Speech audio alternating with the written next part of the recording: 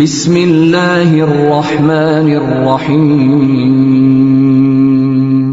Assalamualaikum warahmatullahi wabarakatuh. Bismillahirrahmanirrahim.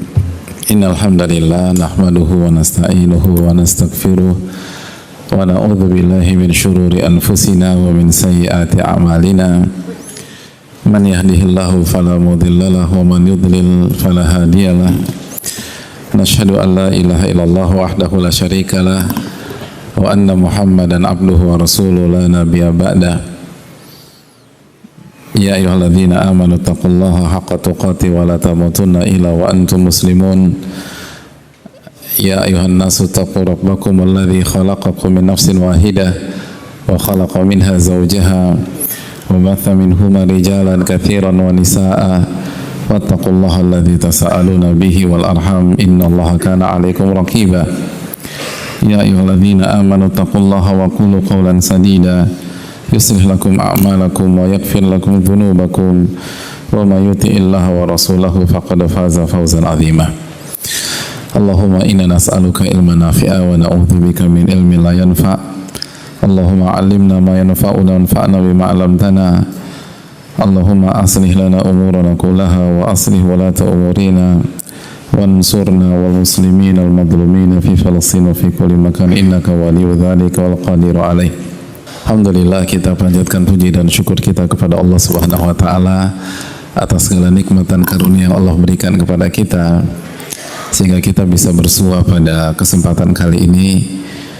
Dan semoga Allah Subhanahu wa taala memberikan kita ilmu yang bermanfaat dan melindungi kita dari ilmu yang tidak bermanfaat. Kita meminta kepada Allah Subhanahu wa taala ilmu yang bermanfaat dan berlindung dari ilmu yang tidak bermanfaat, dan memperbaiki urusan-urusan kita, urusan pemimpin-pemimpin kita dan bangsa kita. Dan semoga Allah tolong kita dan tolong saudara-saudara kita, khususnya yang terzolimi, dan jamaah sekalian yang mungkin terzolimi, dan khususnya yang berada di Palestina dan berbagai macam tempat. Allah Maha berkuasa atas segala sesuatu. Amin ya rabbal alamin. Hadirin yang Allah muliakan, sebuah kebahagiaan bisa kembali bersua pada kesempatan kali ini, dan semoga jamaah yang hadir maupun yang masih berjuang di luar diterima oleh Allah Subhanahu wa taala upaya dan semangatnya, serta mendapatkan pahala menuntut ilmu. Dan sebagian jamaah yang tidak mendapatkan tempat diberikan taufik untuk bisa sabar dan tetap mendapatkan pahala menuntut ilmu pada pagi hari ini, karena kaidah fikih menyatakan barang siapa yang berniat lalu berjuang lalu ternyata tidak bisa mewujudkan amalan tersebut, maka secara kaidah ia tetap mendapatkan pahala amalan itu. Nabi SAW bersabda, man ata firasyahu wa huwa yanwi an yaqum yusalli minal lail faghalabathu aynah kutiba lahu ma nawa wa kana naumuhu sadaqatan alaihi min rabbih. Nabi kita SAW menyampaikan, barang siapa yang menuju ke kasurnya di malam hari, ke tempat tidurnya, dalam rangka mau tidur dia, tapi sebelum tidur dia niat untuk bangun jam berapa hadirin? Hadirin kalau bangun jam berapa? Hah? Jam 3 PM. Jam 3 siang. Enggak, jam 3 malam gitu ya. Jam 3 ya. Lalu ketiduran, faghalabathu ainah, dia ketiduran. Kalau hadirin niat tidur, niat bangun jam 3, ketiduran, biasanya bangun-bangun jam berapa? Aku kalau ketiduran bangun-bangun jam 3:10 Pak Ustadz. Wow. Jadi ketidurannya cuma 10 menit, Masya Allah. Kalau hadirin berapa? Hah? Iyalah, hanya Allah yang tahu hadirin sekalian. Nah, dia ketiduran, mungkin dia bangun pada saat subuh atau 5:15. Maka apa yang terjadi? Padahal dia udah niat mau bangun jam 3, mau qiyamul lail, tapi ketiduran dan baru bangun jam 5 misalnya. Maka kata Rasulullah SAW, kutiba lahu manawa. Maka dia tetap mendapatkan pahala amalan yang dia niatkan. Dia tetap mendapatkan pahala amalan yang ia niatkan. Amalan yang dia niatkan apa? Ya, tahajud atau qiyamul lail, dia dapat pahala tahajud. Lu enak banget. Terus tidurnya gimana? Kata Rasulullah sallallahu alaihi wasallam, wa kana naumuhu shadaqatan alaihi min rabbi. Tidurnya itu sedekah, pemberian dari Allah kepada dia. Allahu akbar. Jadi kalau amalan atau kondisi berupa datang ke tempat tidur di malam hari, niat qiyamul lail, ketiduran, itu dapat pahala qiyamul lail, apalagi kita sudah jalan dari rumah lalu sudah sampai ke lokasi tapi qadarullah masyafa'al tidak memungkinkan, maka berdasarkan hadis di atas dan ilat dari hadis di atas, dapat pahala nggak hadirin? Dapat insyaallah. Kalau dia ikhlas, maka dapat pahala. Dan semoga diberikan ilmu nafi atau diberikan hikmah dari kondisi yang ada. Amin ya rabbal alamin. Jadi semoga semua kita dapat pahala dan mendapatkan keberkahan pada hari ini. Amin ya rabbal alamin. Dan yang kedua, bisa jadi ini ujian bagi kita nih hadirin. Karena judul kajiannya apa? Nih banyak yang resah hadirin. Gitu, resah ke panitia. Misalnya, ini saya udah datang nggak dapat tempat. Resah bukan? Resah. Berarti memang cocok hadirin sekalian ini. Subhanallah. Tapi semoga masih koma. Kan tujuan kita dari resah ke berkah. Nah ini yang perlu kita dudukan. Jadi semoga keresahan itu tidak berlarut-larut dan bisa berubah menjadi keberkahan. Amin ya rabbal alamin. Hadirin Allah muliakan.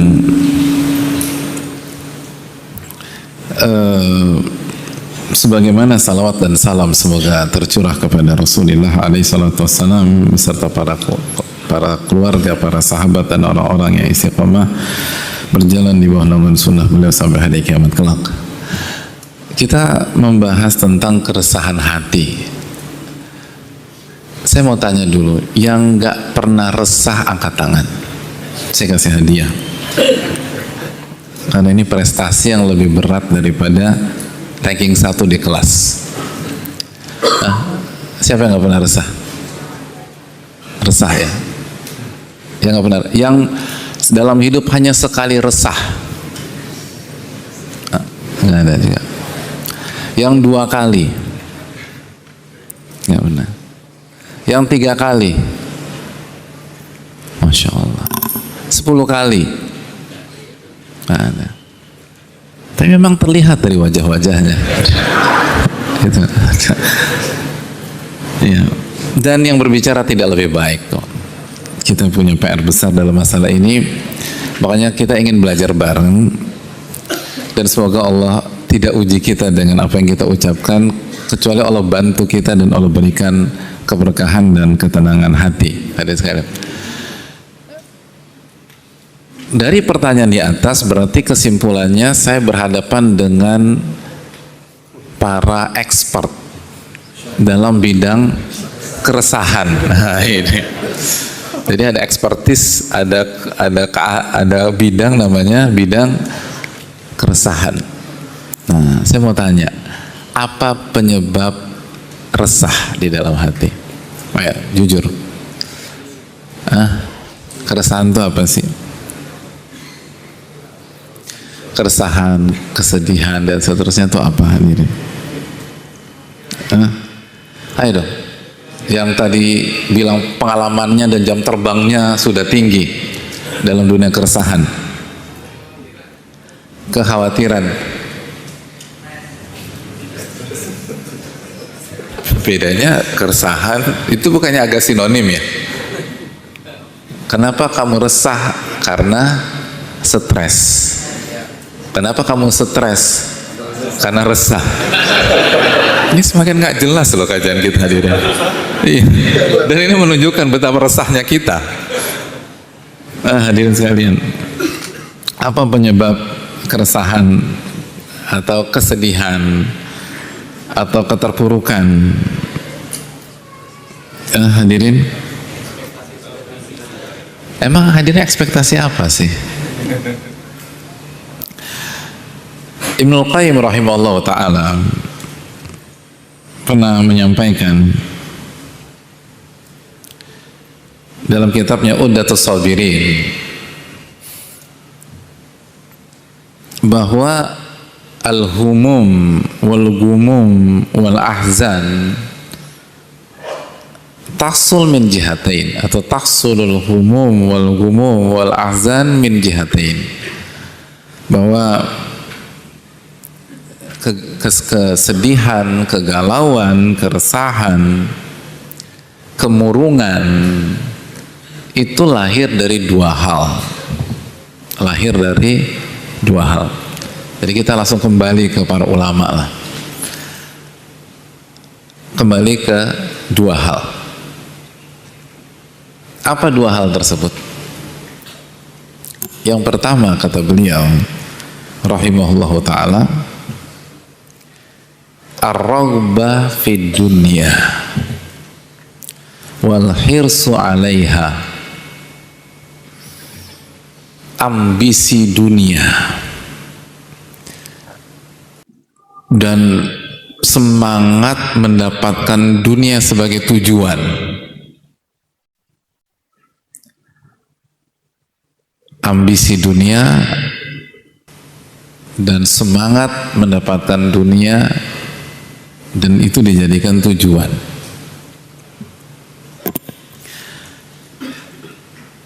Yang kedua,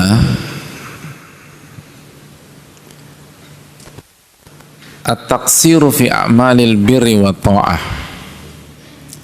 At-taqsir fi a'malil birri wa ta'ah, kurang beramal dan beribadah, kurang taat sama Allah Subhanahu wa ta'ala, kurang taat kepada Allah Subhanahu wa ta'ala. Itu poin. Jadi hadirin Allah muliakan, apa penyebab kita resah?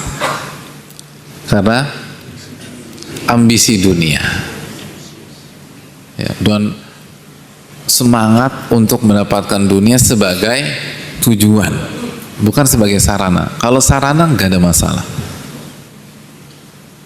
tapi sebagai tujuan, maka kita akan resah.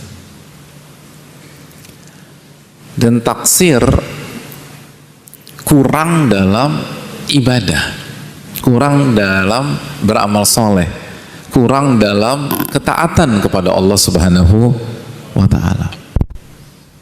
Nah, itu yang melahirkan keresahan, kegalauan, kesedihan, kemurungan dalam hidup kita.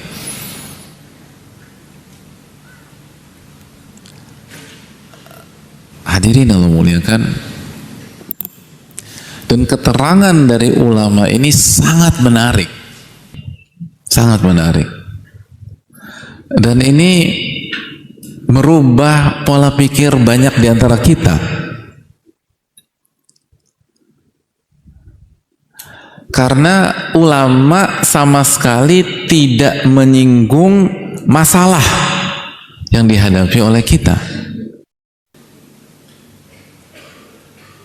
Ulama sama sekali tidak menyinggung bencana yang dialami oleh seseorang. Ulama sama sekali tidak menyinggung musibah yang sedang hadapi oleh seseorang. Ulama tidak menyinggung kezoliman yang dirasa oleh seseorang. Padahal selama ini kalau kita sedang galau, sedih, resah, sadar atau tidak sadar, yang kita salahkan siapa? Siapa? Istri, Pak Ustadz. Loh, kok udah mulai curhat ini loh. Ini kita nggak bicara rumah tangga, udah suami istri aja. Sekali lagi, yang kita salahkan apa? Hah? Coba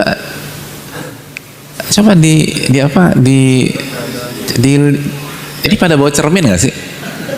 Coba kita bercermin, kan kita bilang kita tuh sering resah. Nah, yang sering kita salahkan ketika kita resah apa, hadirin? Hah? Yang sering kita salahkan adalah masalah, musibah, sakit,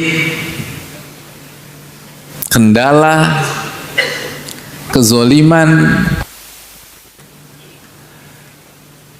atau perilaku yang tidak baik yang kita alami dari pihak lain. Dan kita hidup dengan mindset atau pola pikir seperti itu bukan 1-2 tahun, tapi puluhan tahun, bahkan mungkin seumur hidup kita begitu. Benar nggak, hadirin? Enggak ya? Nah, gitu. Dia tuh lagi resah tuh. Kenapa? Layoff kemarin. Resah apa enggak? Gue tuh resah banget, galau banget. Kenapa? Minggu lalu gue baru dapat surat pemberhentian dari perusahaan.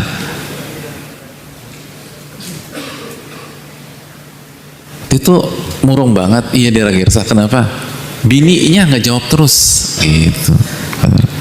Yang istri juga resah juga. Kenapa?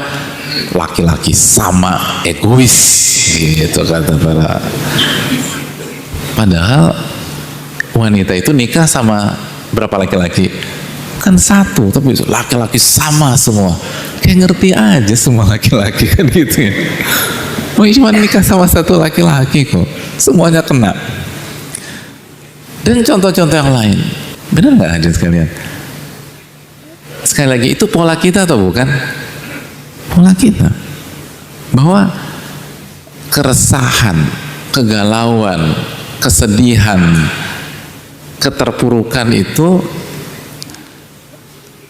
banyak di antara kita selama ini diarahkan pada faktor-faktor eksternal. Faktor-faktor di luar jiwa dan hati kita.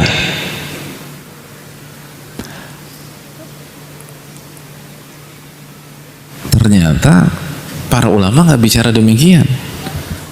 Ibnul Qayyim rahimahullah mengatakan penyebab keresahan, kegalauan, kesedihan adalah ambisi dunia, fokus dan semangat mencari dunia sebagai tujuan, dan yang kedua kurang ibadah dan beramal.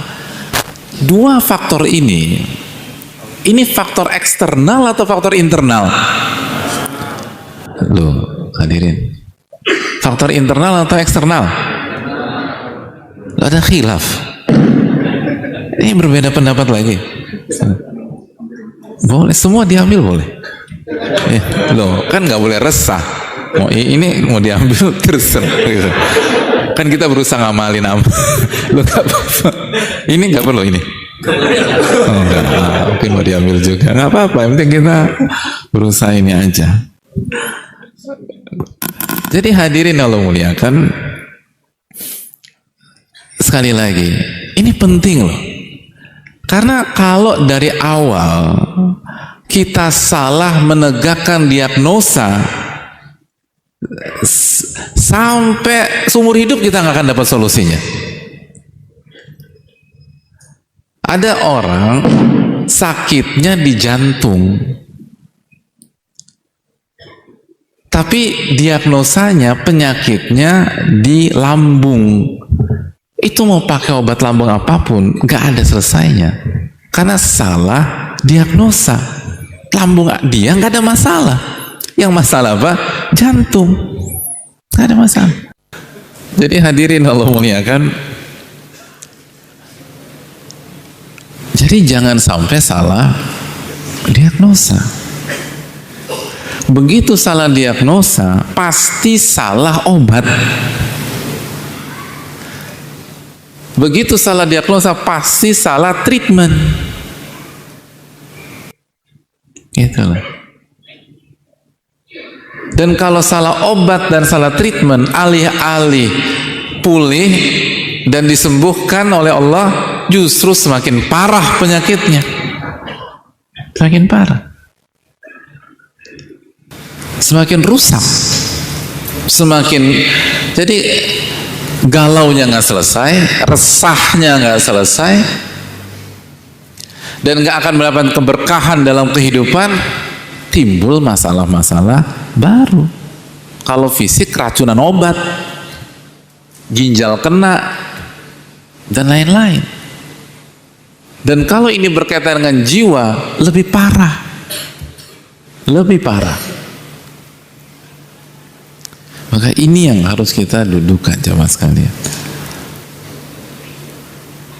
bahwa masalah kita ada pada internal kita, ada pada jiwa kita, ada pada ambisi dan nawaitu kita. Apakah nawaitu kita atau niat kita kepada Allah dan Rasulnya?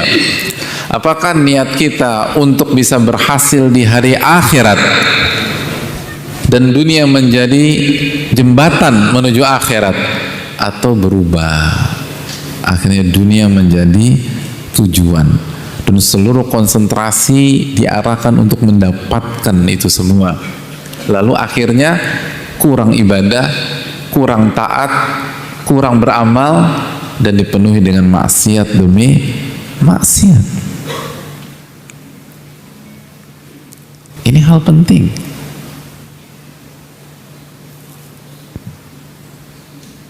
Makanya kan kita ketika salah mendiagnosa,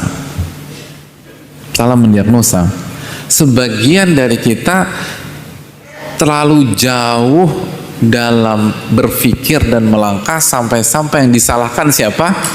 Allah. Kan disalahkan Allah. Suudzon sama Allah. Kenapa saya ditakdirkan seperti ini? Kenapa saya mendapatkan jalan hidup seberat ini? Kenapa saya dikasih penyakit separah ini? Kenapa saya yang dipilih untuk diberhentikan? Kan Allah tahu anak saya 18. Loh, banyak yang tersinggung. Ini 18 semua. Padahal saya udah cari angka yang sekira-kira jamaah tuh nggak ada. Karena kalau wajah-wajahnya 21. Masya Allah, 21 anak. Loh kan banyak anak, bagus. Kata Nabi SAW. Jadi benar nggak sih polanya begitu? Kan itu. Jadi Allah pun tidak luput dari suudzonnya. Disalahkanlah Allah Subhanahu wa taala. Kenapa Allah takdirkan saya begini? Terus ungkit-ungkit jasa itu. Karena saya udah sholat. Padahal masih koma tuh, khusyuk nggak? Gitu kan? Oh, sholat nggak khusyuk? Ikhlas apa enggak? Dan kalau sholatnya ikhlas, khusyuk, dan sesuai dengan sunnah Nabi SAW, gak mungkin dia suudzon Allah Subhanahu Wa Taala. Karena Allah kasih garansi, Inna sholat tanha anil fahsya'i wal munkar.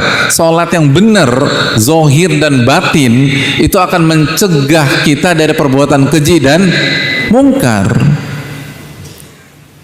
Gak mungkin sholat membuat orang buruk sangka.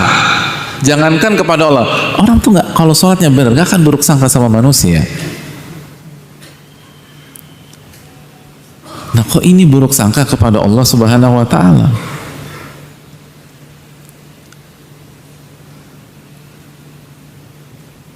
Begitu buruk sangka kepada Allah, keresahan hilang apa enggak hadirin?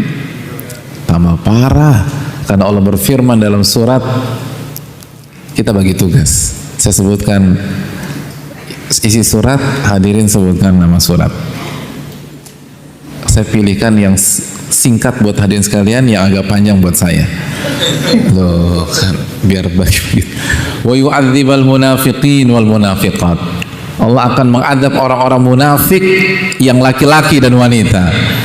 Wal musyrikin wal musyrikat. Dan Allah akan mengadab orang-orang musyrik yang laki-laki dan wanita. Apa sifat mereka? Kenapa mereka diadab? Dalam konteks ayat ini Allah menjelaskan sifat mereka, adz-dzannina billahi dhanna saw. Mereka suudzon kepada Allah, buruk sangka kepada Allah, berpikir negatif kepada Allah Subhanahu wa taala. Alaihim dairatus saw. Hidup mereka akan dikelilingi dengan keburukan demi keburukan.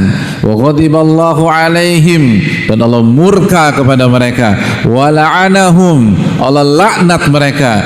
Wa addalahum jahannam, dan Allah persiapkan neraka jahannam.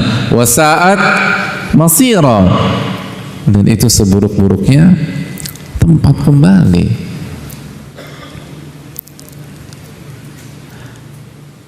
Begitu kita salah membaca dan salah menegakkan diagnosa, mentok-mentoknya sampai Allah disuudzonin, Allah diburuk sangkakan.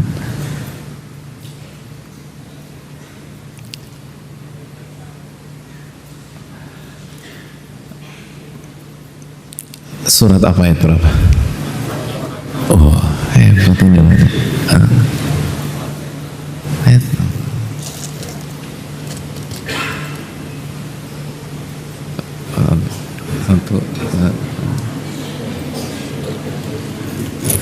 satu antum nggak sampai hadirin. Jazakallah. Emang manusia itu butuh manusia hadirin. Kalau kita nggak nyampe. Jazakallah khairan. Makasih. Jadi hadirin Allah muliakan, surat Al-Fatah ayat 6.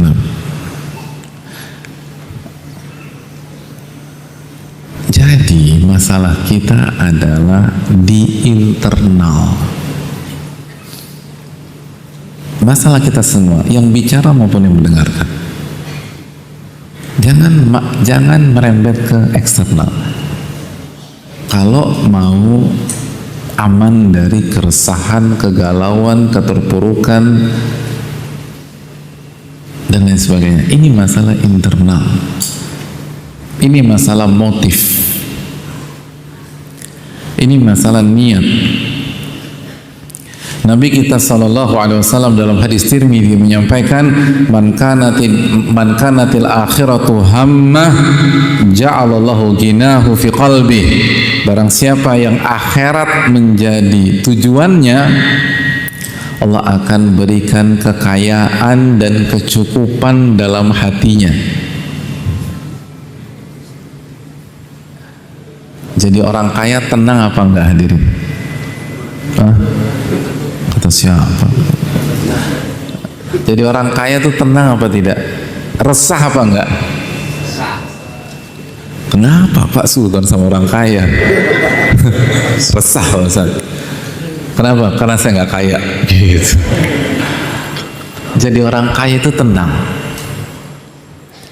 Asal kaya versi Rasulullah Sallallahu Alaihi Wasallam. Kata Nabi SAW, "Laisal gina an kathratil arad, walakinnal gina nafas." Kekayaan itu bukan banyaknya harta atau aset. Kekayaan adalah kekayaan jiwa. Tapi kalau kekayaan kita kekayaan zohir, kekayaan aset, kekayaan harta, kekayaan tidak bisa memberikan ketenangan, enggak. Semua sudah membuktikan. Al-Quran menjelaskan itu, hadis Nabi SAW menjelaskan itu, bahkan riset saintifik pun mengatakan demikian. Enggak bisa. Makanya kata Nabi SAW, barang siapa yang akhirat menjadi tujuannya, Allah akan berikan kekayaan di mana? Di tangan? Bukan. Di brankas atau di rekening hadirin? Bukan. Allah akan berikan kekayaan di mana? Di hati. Karena itulah hakikat dari kekayaan. Ja'alallahu ghinahu fi qalbi.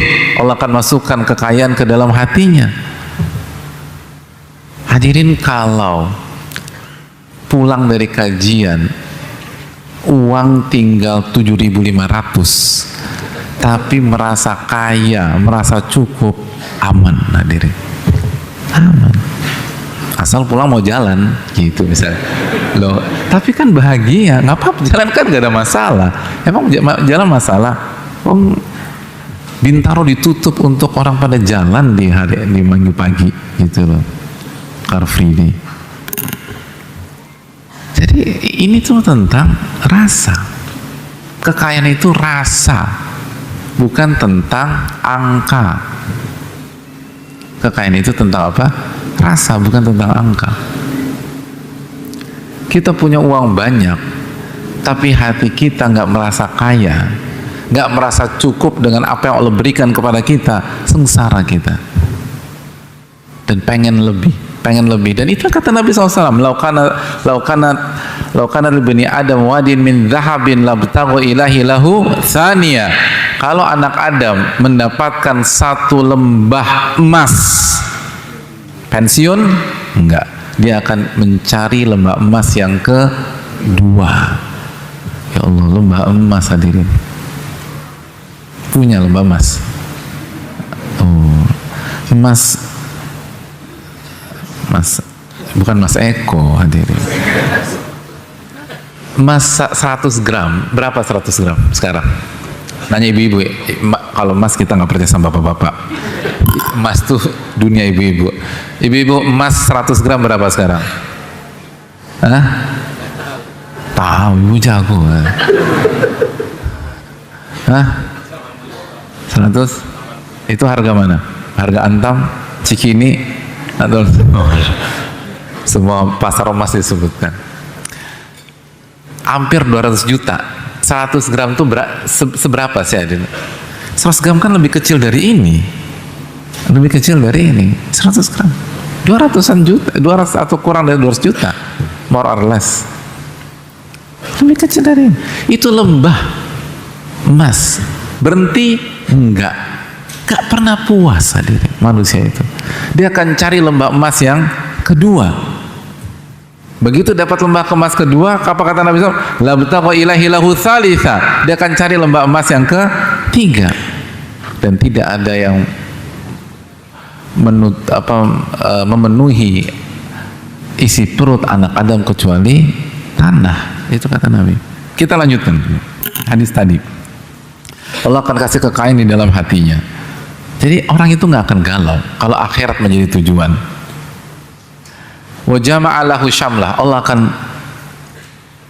akan buat urusannya jadi utuh, jadi nggak berantakan, nggak bercerai-berai. Urusannya tuh terselesaikan, terkerjakan dan seterusnya. Wa atathu dunya wa hiya raghimah, dan dunia datang dalam kondisi hina. Wa man kanatid dunya hammah, dan sebaliknya ini barang siapa yang dunia menjadi tujuannya. Nah, ini yang dikatakan Ibnu Qayyim tadi. Nabi SAW mengatakan barang siapa yang dunia menjadi tujuannya, ja'alallahu faqrahu baina ainai. Allah jadikan kemiskinan, kefakiran berada di pelupuk matanya. Dia jadi paranoid. Dia jadi ketakutan, takut miskin, takut nggak bisa dapat pekerjaan lagi kalau lagi di lay off atau berhentikan. Dia takut anak-anak mau makan apa dan seterusnya. Ini bukan tentang berapa uang yang kita punya, ini tentang ambisi dan apa isi hati kita. Itu poin. Allah akan kasih kemiskinan di hadapan pelupuk mata kita. Jadi ketakutan, terus ketakutan, resah. Wa farraqa alaihi syamlah, Allah akan buat urusannya bercerai-berai, berantakan sini, urusan sana nggak selesai. Terus walam ya'tihi minad dunya illa ma kutibalah. Dunia tidak datang kecuali yang dia dapatkan dalam takdirnya. Jadi nggak nambah juga. Hadirin, ambisi dunia nggak menambah 1 rupiah pun dari rezeki Allah yang sudah Allah catat buat hadirin sekalian di dunia ini. Nggak akan bertambah. Ini penyiksaan batin tanpa ada keuntungan real sama sekali. Yang ada kita galau, kita khawatir, kita ketakutan. Itu poin. Kenapa? Karena itu tadi, dunia kita jadikan orientasi. Itu poin. Diriwayatkan Umar bin Abdul Aziz itu ketika wafat, khalifah hadirin, itu tidak mewariskan harta untuk anak-anaknya. Dan beliau tidak gundah, tidak resah. Bahkan kenapa beliau tidak memberikan atau tidak menyiapkan atau tidak menyiapkan harta warisan buat anak-anak? Khalifah, orang nomor 1 di dunia. Kata beliau, anak-anak saya setelah saya wafat kemungkinannya 2, ya kan?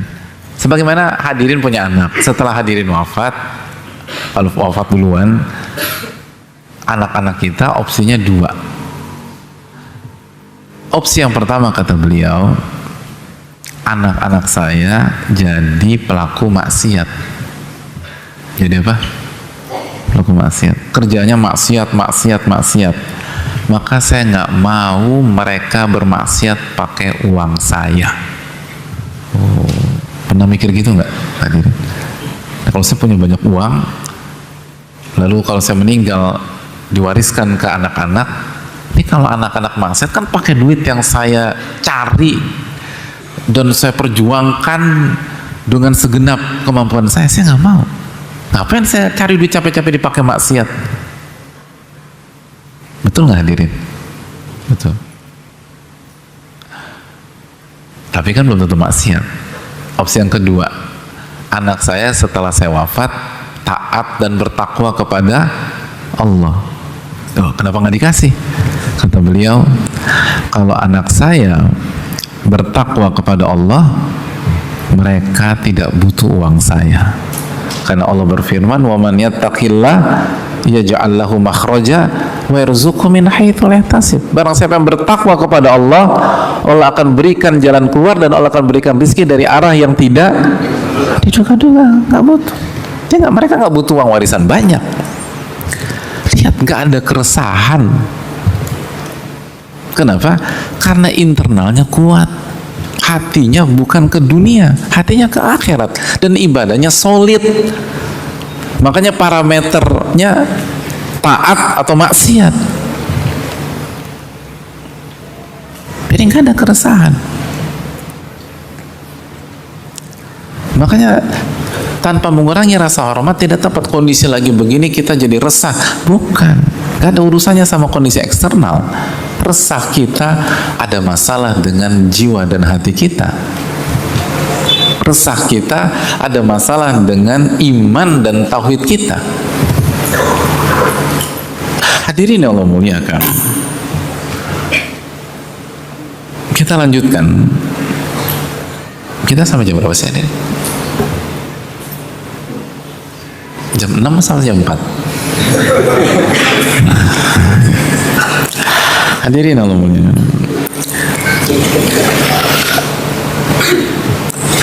kalau kita boleh menyimpulkan bahwa penyebab kita resah tadi apa? Angkat tangan. Tuh, berat. Ambisi terhadap dunia dan ya, betul. Ya, antum.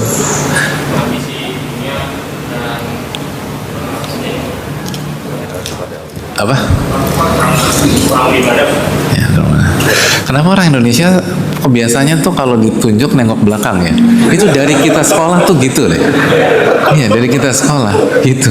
Kalau ditunjuk iya antum. Saya punya teman, dia tuh selalu duduk paling belakang. Lalu ditunjuk sama dosen, kamu, dia masih ngeliat ke belakang. Ya Allah, itu Indonesia banget. Itu tuh khasanah kita itu. Saya nggak ngerti kenapa. Aduh, antum juga dapat. Jadi hadirin Allah muliakan, ambisi dunia dengan kurangnya beribadah dan beramal soleh, itu dua. Kalau kita boleh simpulkan dengan bahasa yang lain, ternyata penyebab kita resah dan tidak berkah karena kita tidak menjalankan tujuan penciptaan kita. Itu masalahnya. Kita diciptakan untuk apa, yang kita kerjain apa, itu masalahnya. Kita disuruh apa, yang dikerjain apa. Itu yang membuat kita resah. Membuat kita resah. Itu intinya.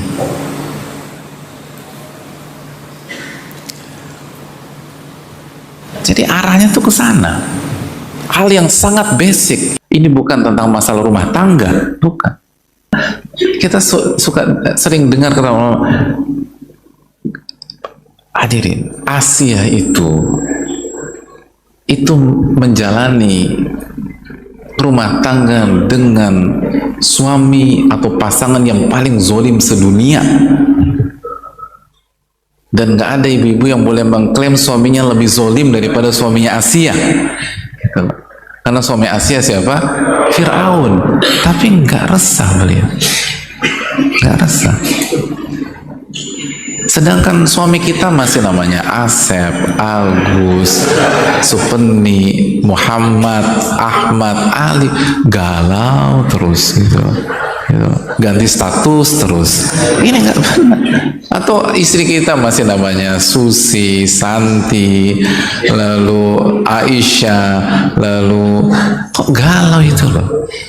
Ini bukan masalah eksternal, ini masalah internal. Kenapa kita bermasalah internal? Kita tidak mengerjakan tujuan penciptaan kita. Atau bahasa simpel, atau bahasa lain, kita belum mewujudkan tauhid yang sebenarnya kepada Allah Subhanahu wa Ta'ala. Itu masalahnya. Itu yang membuat kita resah. Kalau hadirin ditanya, apa tujuan penciptaan hadirin sekalian? Dan ada di berapa ayat dalam Al-Quran?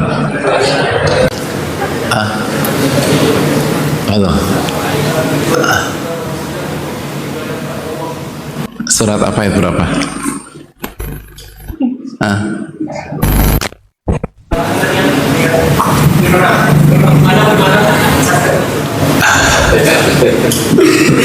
Nah, dengar dari sebelah atau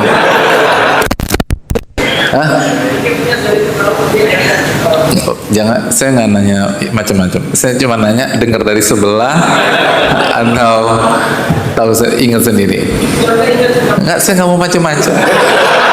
Dengar dari sebelah atau dari diri sendiri pure? Dari sebelah, dapat 2 hadiah. Iya, jujur harus kasih hadiah 2, gitu lah. Masa jujur nggak dikasih hadiah? Jujur tuh penting. Jadi makanya nggak usah muter-muter udah. Dengar dari teman, Bismillah gitu. Ada sebuah ayat lagi menunjukkan tujuan penciptaan kita. Ayat apa? Hadirin harus tahu itu. Ya, silakan. Apa? Nggak kedengaran?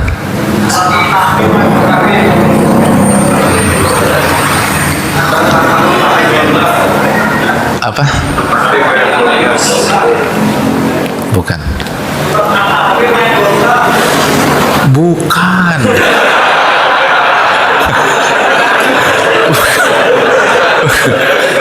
Untuk Nggak apa-apa. Yang penting berani dapat dua-duanya hadiah. Berat loh beban teriak begitu. Apalagi habis teriak diketawain sama antum-antum. Antum nggak merasa antum momok bagi teman antum yang lain. Nggak bercanda. Beliau tadi, beliau tolong kasih. Jadi itu hadiahnya harus misah begini gitu loh. Nah, juga kita lihat. Ada dua, satu lagi beliau. Ya. Apa hadirin? Bukan.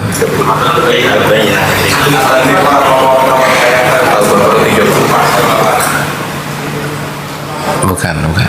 Belum boleh. Tenang. Habis ini loh hadiahnya, ini loh hadirin. Kasih hadiah. Waduh. Kasih beliau hadiah.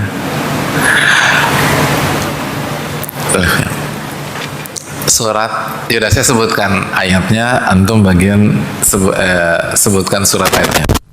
Allahul ladzi khalaqa sab'a samawat wa minal ardi mithlahun yatanazzalul amru bainahun lita'lamu annallaha ala kulli syai'in qadir wa annallaha qad ahata bi kulli syai'in ilma. Surat apa itu berapa? At-Tolak ayat Astagfirullahaladzim. Tobat-tobatan nasuha. Mana ada tolak sampai 62? Coba buka surat At-Tolak sekarang. Ayat terakhir berapa? Aduh, saya semakin khawatir dan resah di sini. At-Tolak ayat terakhir berapa? Hah? Enggak, beliau bilang ayat 62.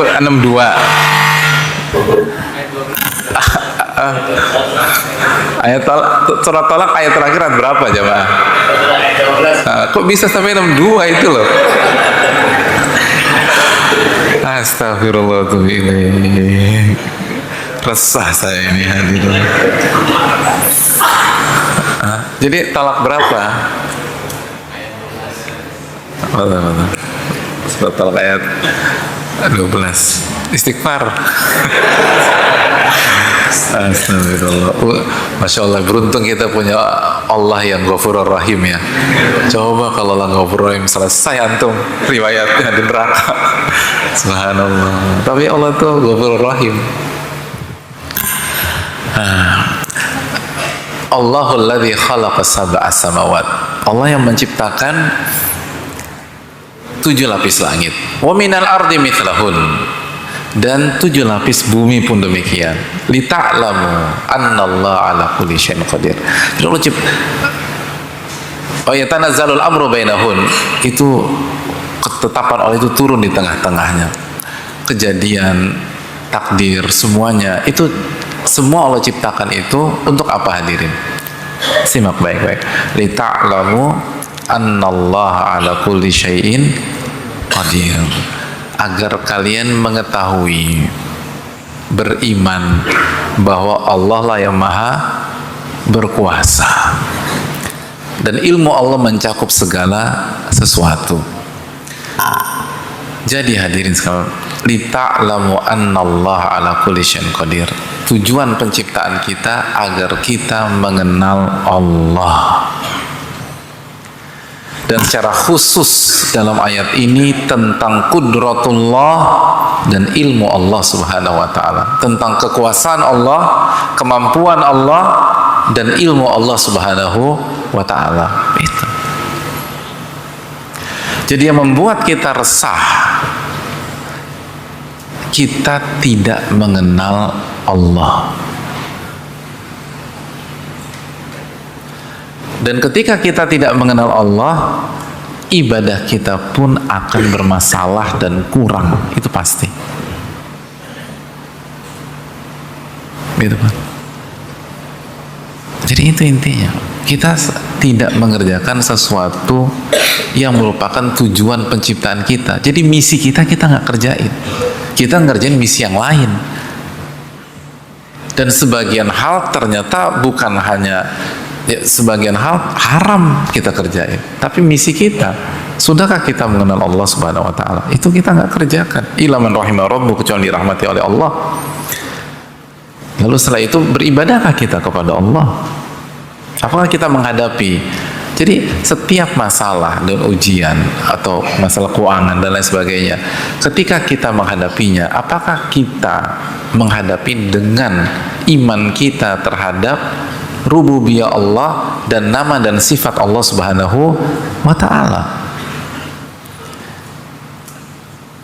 Dan kalau lalu berikutnya, apakah kita merespon masalah, ujian dan seterusnya itu dengan beribadah kepada Allah? Makanya kata para ulama, yang paling penting bukan apa yang terjadi pada Anda, tapi yang paling penting adalah bagaimana Anda merespon kejadian tersebut, atau apa yang Allah perintahkan untuk Anda dalam merespon kejadian itu yang paling penting. Dan itu sering kita lupa. Jadi yang harus kita pikirkan, kalau kasusnya begini, perintah Allah kepada saya itu apa sih? Nah itu. Kalau kasusnya begini, larangan Allah kepada saya itu apa? Dan itu semua baru bisa dilakukan kalau kita benar-benar mengenal Allah Subhanahu wa ta'ala. Itu poin. Khususnya kemahakuasaan Allah dan ilmu Allah Subhanahu wa ta'ala, sebagaimana At-Talaq ayat 12 tadi. Ini semua tentang itu, hadirin. Semakin kita mengenal Allah, semakin tidak resah kita. Semakin tidak resah. Semakin kita tidak kenal, semakin gelisah dan resah. Jadi hadirin Allah muliakan, Allah itu Rabbul Alamin. Allah itu Rabbul Alamin, penguasa semuanya. Gak mungkin ada orang yang gak kenal sama Allah terus gak resah, tuh gak mungkin. Gak gelisah, itu gak mungkin.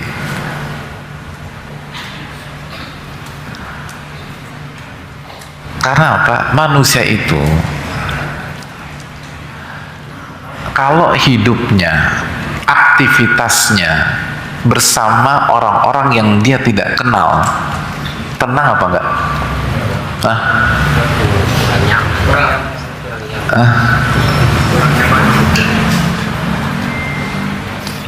Tenang apa enggak?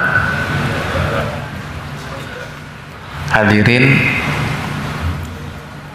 sakit gigi, bolong giginya, masuk ke dokter gigi, dalam ruangan kosong, suruh masuk aja gitu. Dan jadi ini dokter gigi yang langganan, masuk, duduk, begitu duduk, udah duduk kursi gitu, terus datang sosok nggak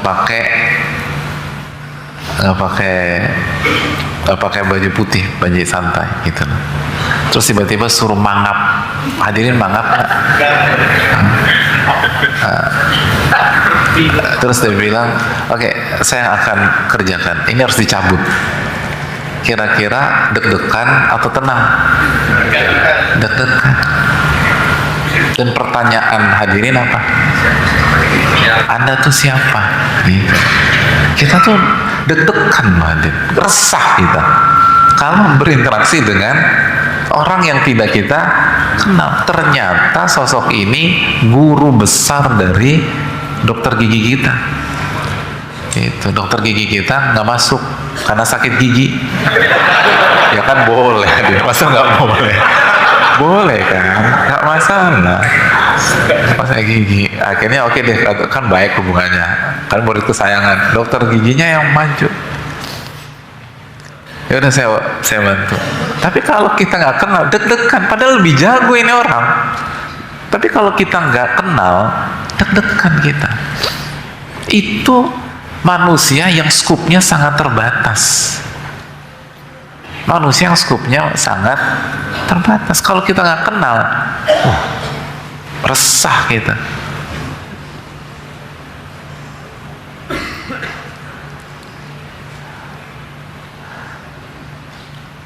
Kita agak terlambat jemput anak, sampai di sana anak udah dijemput, bingung kita, dijemput siapa?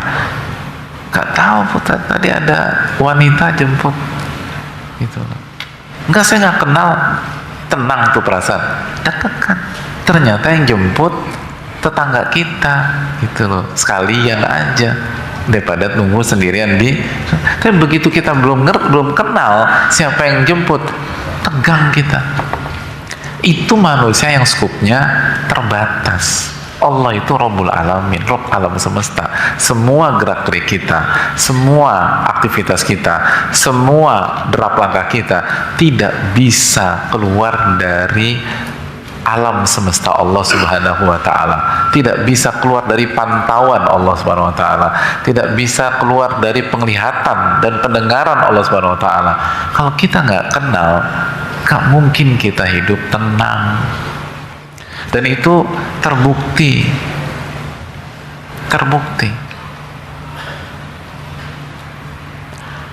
Nabi SAW memperkenalkan tentang Allah Subhanahu wa taala dalam sebuah hadis. Nabi SAW mengatakan, innallaha idza ahabba qauman ibtalahum. Allah itu kalau mencintai sebuah kaum, Allah akan uji. Allah akan uji. Berarti ujian itu tanda sayang dan cinta. Tapi pertanyaannya, berapa persen di antara kita mengenali hal itu, menyadari hal itu? Hanya orang-orang yang sudah mengenal Allah melalui Al-Quranul Karim dan Sunnah Nabi SAW yang mengerti itu. Sehingga ketika ada ujian, justru harapan yang lahir, bukan keresahan. Kenapa? Insya Allah ini tanda cinta. Nabi saya SAW mengatakan, kalau Allah sayang kepada seorang hamba dan mencintai hamba tersebut, Allah akan uji. Tapi begitu kita tidak mengenal Allah Subhanahu wa taala, babak belur kita dan buruk sangka kepada Allah. Dan mengkontradiksikan antara ujian dengan sholat. Kenapa saya mengalami ini? Kan saya sudah sholat. Orang yang bisa ngebaca karena kenal Allah akan mengatakan, justru karena Anda sholat Anda ngalamin itu. Bisa jadi gitu. Tapi kenapa nggak sampai ke sana? Nggak kenal. Begitu nggak kenal, sedangkan Anda berada di bumi Allah dan semua yang ngeset Allah Subhanahu wa taala, nggak bisa keluar dari takdir Allah Subhanahu wa taala dan ciptaan Allah Subhanahu wa taala, ya berantakan hadirin. Nggak kenal itu. Itu poin. Ini poin.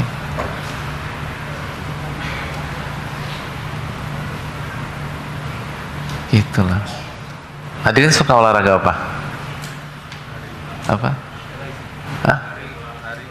Bola misalnya. Main mini soccer, tiba-tiba ada teman kita buat teman main gitu loh. Gitu. Terus dia kosong. Tinggal berasal kiper. Tapi kita nggak kenal dia. Kira-kira kita passing nggak? Enggak. Padahal dia pemain nasional, gitu. Tapi karena kita nggak kenal dia, kita jadi resah kalau passing ke dia. Jadi resah ini berkaitan dengan kenal apa nggak kenal ini loh hadirin. Padahal akurasi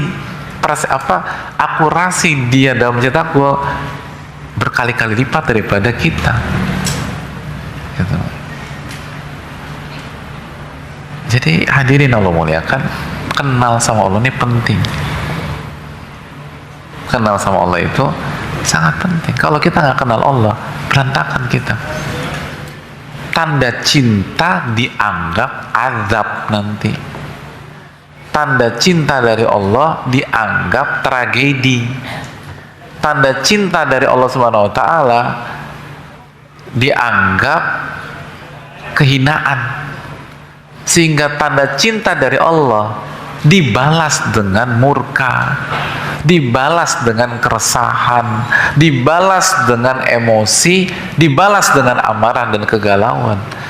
Dan ternyata ketika usut punya usut, ini semua tentang ketidaktahuan kita tentang pencipta dan pengatur alam semesta dan kehidupan kita itu sendiri. Jadi solusinya bukan nyalain, solusinya belajar tentang Allah, lalu beribadah kepada Allah. Itu poin. Jadi ini yang membuat kita berantakan. Kita lupa tauhid kita yang paling asasi dan sejati, jemaah sekalian. Itu. Kalau ini dapat, maka itu akan menjadi sirna. Makanya terakhir, hadirin Allah muliakan,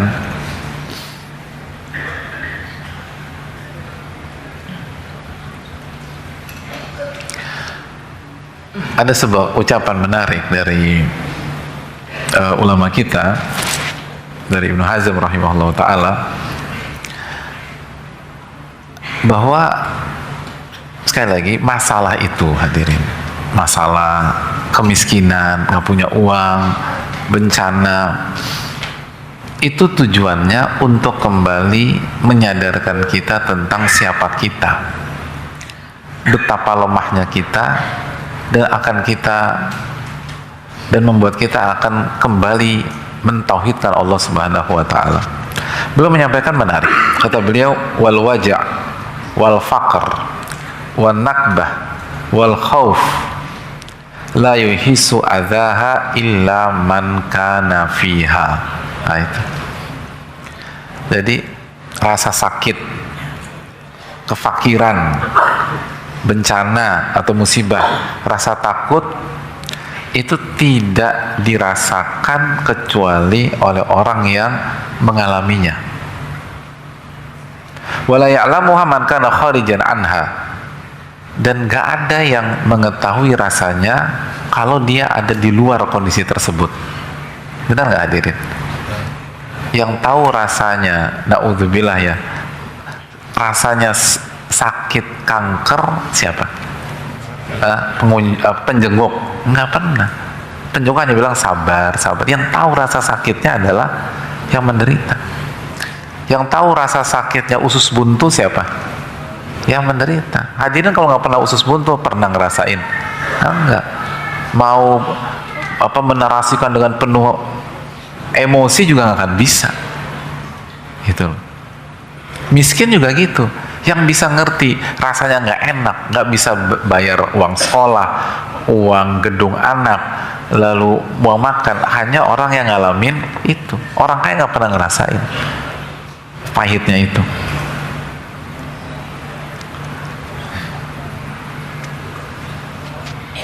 Nah, hadirin Allah muliakan, sehingga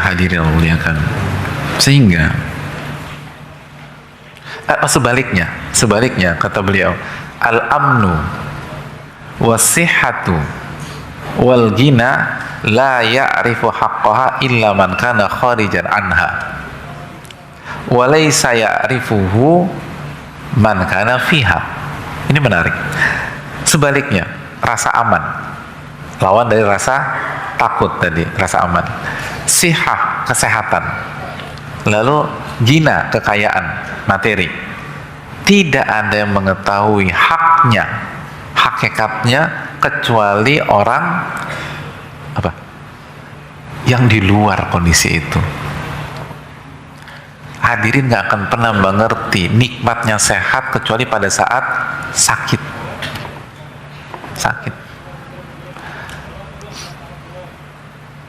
Ada banyak di antara kita baru tahu nikmatnya bisa bernafas dengan saturasi 99 ketika COVID kemarin. Ketika COVID kemarin, lalu saturasi di bawah 90, 85, 80, 75. Ya Allah, kita baru ngerti bahwa bisa begini nih. Itu nikmat luar biasa. Ya, kalau kita nggak pernah sakit pernafasan, nggak akan pernah ngerti kita nikmatnya bernafas. Sama. kesehatan, kekayaan. Orang kaya itu nggak ngerti nikmatnya kekayaan. Dia baru ngerti kalau dia jadi orang miskin. Gitu. Aman. Gitu. Banyak diantara kita ngeluh A, ngeluh B, ngeluh C. Dan kita lupa salah satu nikmat kemerdekaan, rasa aman. Gitu. Itu nikmatnya luar biasa. Orang yang hidupnya selalu berada rasa aman gak akan pernah ngerti betapa nikmatnya rasa aman. Orang yang mengerti nikmatnya hidup di negara yang aman siapa? Yang hidup di negara konflik, itu yang ngerti. Yang hidup di negara perang, baru Anda harus bersyukur Anda gak pernah mendengar dentuman bom di waktu pagi. Anda nggak pernah mendengar desingan peluru ketika Anda berangkat kantor. Kita tuh nggak akan pernah ngerti itu. Sehingga kita nggak bersyukur dan nggak beribadah dalam rangka bersyukur kepada Allah Subhanahu Wa Taala. Maka itulah hikmah ada rasa sakit, hikmah ada rasa takut, hikmah ada rasa atau ada kondisi miskin, agar kita lebih menghargai nikmat Allah Subhanahu wa Ta'ala berupa aman, berupa sehat, dan berupa harta. Sehingga yang harusnya dilakukan ketika kita lagi ada masalah, kita bersyukur, kita diingatkan sama Allah betapa mahalnya nikmat-nikmat yang Allah berikan sama kita. Dan apabila Allah kasih kembali, misalnya kalau kita sakit, kita disehatkan, kita akan menjadi hamba yang lebih baik dalam bertauhid dan beribadah kepada Allah Subhanahu Wa Taala. Intinya tuh itu. Dan ini hal menarik. Memang ulama tuh kalau ngebahas sesuatu tuh dalam. Itu tadi rasa takut Anda nggak bisa merasakan kecuali Anda di dalam kondisi itu. Tapi rasa aman, kalau Anda ingin tahu, Anda harus keluar. Anda di dalam, Anda nggak akan pernah tahu kenikmatan rasa aman. Itu poin. Jadi ini yang perlu kita camkan. Jadi makanya hidup itu atas bawah, turun naik. Agar apa? Agar kita bisa tetap fokus jadi hamba dan tidak silau terhadap dunia ketika nikmat-nikmat itu diberikan. Dan ketika kita dikasih musibah, justru kita recall betapa banyaknya nikmat Allah Subhanahu Wa Taala yang sudah Allah berikan selama ini dan belum kita syukuri. Maka ketika musibah kita akan banyak beristighfar, bertaubat, lalu bersyukur. Dan ketika kita diberikan nikmatan, kita nggak akan lupa diri, kita nggak akan jumawa, kita nggak akan arogan, kita akan terus beribadah kepada Allah Subhanahu Wa Taala. Dan otomatis kalau peta kita seperti itu, sabar dan syukur, maka kita akan mengucapkan selamat tinggal pada keresahan dan hidup kita penuh dengan keberkahan. Ini yang bisa disampaikan. Jazakallahu khairan. Kita buka sedikit waktu untuk tanya jawab. Sallallahu alaihi wasallam ala nabiyina Muhammad. Nggak ada. Hah? Mau semak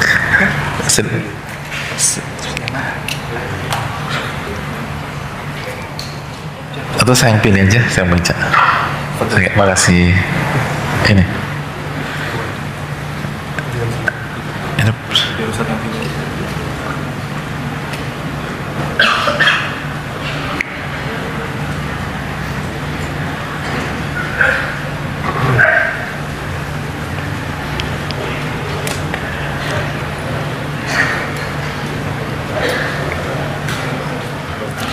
Assalamualaikum warahmatullahi wabarakatuh. Ustaz, waalaikumsalam warahmatullahi wabarakatuh. Izin nanya, bagaimana menjaga keresahan kita apabila kita berurusan dengan orang yang karakternya memang meresahkan bagi kita? Apakah kita harus tetap ikhlas dan pasrah saja? Terima kasih Ustaz. Iya, ini poin kita dari tadi, bahwa ya kan kalau kita ngadepin orang baik kan pada dasarnya kita nggak punya isu tentang itu. Pertanyaannya kan gimana kalau kita menghadapi orang buruk? Nah, menghadapi orang buruk itu fokus ke diri kita. cek lagi apakah kita mengenal Allah Subhanahu wa taala, lalu apakah kita sudah beribadah kepada Allah Subhanahu wa taala, dan apa perintah dan larangan Allah ketika menyikapi orang tersebut. Kalau Allah perintahkan kita untuk memaafkan, maafkan. Kalau perintahnya adalah memberikan edukasi atau pelajaran tapi tanpa emosi, lakukan sebagaimana jelas para ulama fikih. Kalau diminta islah, islah. Kalau kita dilarang caci maki, jangan caci maki. Kita dilarang menggibah atau memfitnah, jangan menggibah dan jangan memfitnah. Itu hal yang perlu kita camkan. Allah Ta'ala misal.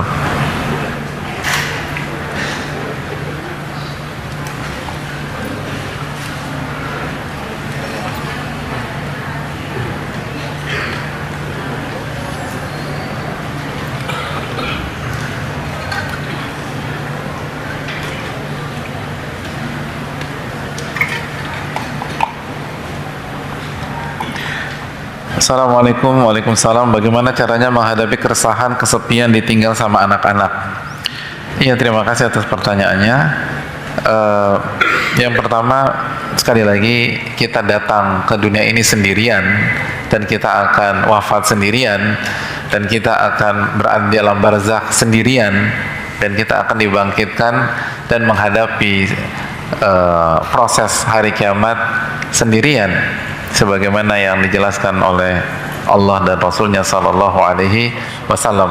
Likulli imri'in minhum yawma idzin sya'nu yughni. Setiap orang pada hari kiamat punya urusannya masing-masing.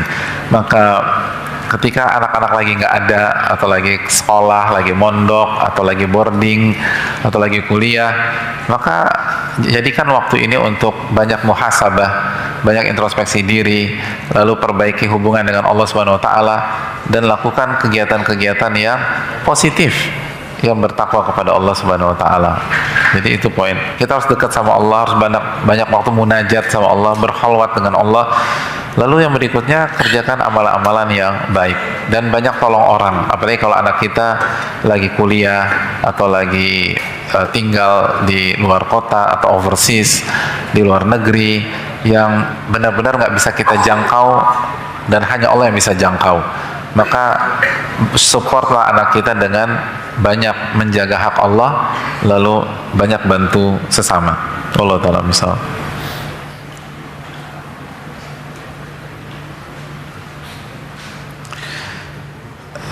Bagaimana cara menghadapi suami yang selalu meresahkan, Pak Ustadz? Selalu menuntut istri yang sempurna padahal dirinya sendiri jauh dari sempurna. Emang kayaknya hadirin nggak meresahkan, menyenangkan hadirinnya. Tapi mungkin nggak di sini ya, suami atau apalah. Hadirin Allah muliakan, kembali lagi ke konsep kita, mulai dari diri kita.